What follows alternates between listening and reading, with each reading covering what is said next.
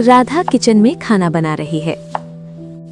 तभी उसकी सास वहां आती है और बोलती है, ये आधा किलो गोभी है बहू, इतनी सब्जी बनाने की क्या जरूरत है, इसमें आधा किसी और दिन बना लेंगे। पर माँ जी हम 5 लोग हैं, इतनी सी सब्जी में नहीं होगा। अरे बहू, घर के आदमी पूरा दिन काम करने जाते हैं, हमारा क्या है, हम तो पूरा दिन घर में ही रहते हैं, अचार चटनी में खा लेंगे, औरतों का क्या ही है। राधा को बहुत गुस्सा आता है पर वो कुछ नहीं बोलती है। कुछ देर बाद राधा रोटी बनाती है और सब लोग खाते हैं। राधा की सास भी सबके साथ बैठकर सब्जी खा लेती है। आखिर में राधा के लिए कुछ नहीं बचता।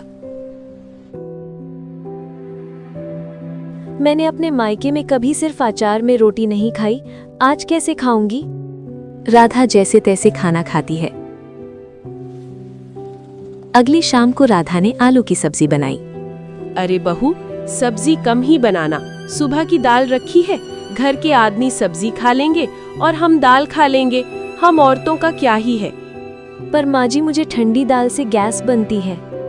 बहू, तुम्हारे बड़े नखरे हैं, मेरे बेटे तो कभी नखरे नहीं करते। तू दूसरे घर से आई लड़की, बड़े नखरे करती हूँ, खा लेना दाल, कुछ नहीं होगा। कुछ समय बाद कमला के छोटे बेटे आशीष की भी शादी हो जाती है। नैना नई बहू एक दिन राधा से बोलती है, दीदी आपका मन नहीं करता अपनी पसंद की कोई चीज बनाकर खाने का? यहाँ सब्जी ठीक से खाने मिल जाए तो बड़ी बात, तुम पसंद की चीज की बात करती हो। हाँ दीदी, कहाँ हम अपने मायके की राजकुमारियाँ और कहाँ नौकरों की तरह जी रहे हैं, बचा फुचा खाकर। जैसा हमारा भाग्य। तभी घर में सास के मायके से मेहमान आ जाते हैं।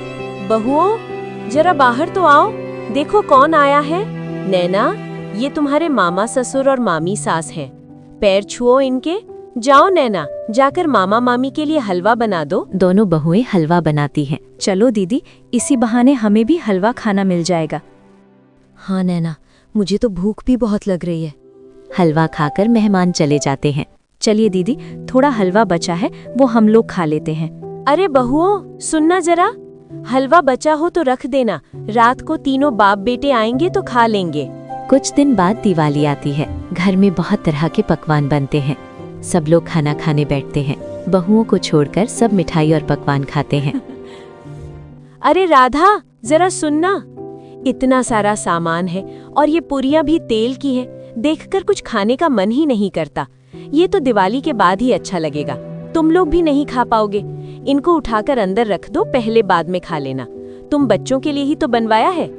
दोनों को बहुत गुस्सा आता है पर दोनों कुछ नहीं बोलती, चुपचाप सब्जी पूरी खा लेती हैं। बस दीदी, बहुत हो गया, अब मैं नहीं सह सकती। हम कर भी क्या सकते हैं नैना? जैसे के साथ वैसा करना पड़ता है दीदी, जो जितना डरता है उसे उतना डलाया जाता है। नैना एक बार सोच ले, इससे हमारे पतियों से भी लड़ाई हो सकती है। नहीं दीदी, उनको भी एहसास होना चाहिए कि हम पर क्या बीतती है जब हमारे मुंह से खाना छीन लिया जाता है। आप बस ये बताइए, आप मेरा साथ देंगी या नहीं? ठीक है, मैं तुम्हारे साथ हूँ, बताओ क्या करना है। अगले दिन सुबह, बहू आज खाने में क्या बना है? माँ जी, आज तो बस रोटियां बनी हैं। आप लोग अचार और चटनी से खा लीजिए। सिर्फ रोटियां, सब्जी क्यों नहीं बनाई? माँ जी, आप ही तो कहती हैं कि घर के मर्द काम करने जाते हैं इसलिए उन्हें सब्जी खानी चाहिए, पर आज तो रविवार है, सबको घर में ही रहना है, क्यों सब्जी वेस्ट करनी। सब लोग जैसे तैसे खाना खाते हैं। सास को बहुत गुस्सा आता है पर वो कुछ बोल नहीं पाती। अगले दिन सास के मायके से फिर से मामा मामी आते हैं। अरे भैया भाभी, आइए आइए, राधे राधे। राधे राधे दीदी। अरे राधा, सुनो जरा, मामा मामी आए हैं, जरा चाय नाश्ता तो बना दो। दीदी, नाश्ता देने बाहर मैं जाऊंगी। लीजिए मामा जी। अरे नैना, अपनी सास को भी दो। अरे नहीं मामा जी, मां जी ने ही मुझे सिखाया है, अच्छी चीजें सिर्फ घर के पुरुषों और मेहमानों के लिए होती हैं, हम औरतों को क्या, हम तो घर में ही रहते हैं। इस बार सास बेइज्जती का घूंट पीकर रह जाती है। गुस्से में मन में सोचती है, शाम को दोनों बेटों और इनके पापा जी को आने दो, तब बताती हूँ इसे। शाम के समय, अरे आशीष, अपनी बहू को समझा ले, बड़ी जुबान चलती है इसकी। आज मामा मामी के सामने मेरी बेइज्जती कर दी इसने। मैंने आपकी बेइज्जती कब की मां जी? मैंने तो बस वो कहा जो सच है, आपने ही हमें ये सिखाया है। तो अब तू मुझे मेरे ही घर में खाने पीने से रोकेगी? अच्छा, तो क्या ये हमारा घर नहीं है मान जी? हमें क्यों खाने पीने से रोका जाता है? जिस दिन से हम इस घर में आए हैं हमने ठीक से खाना तक नहीं खाया। बड़ी बहू ने तो कभी शिकायत नहीं की, अब समस्या तुझे ही है।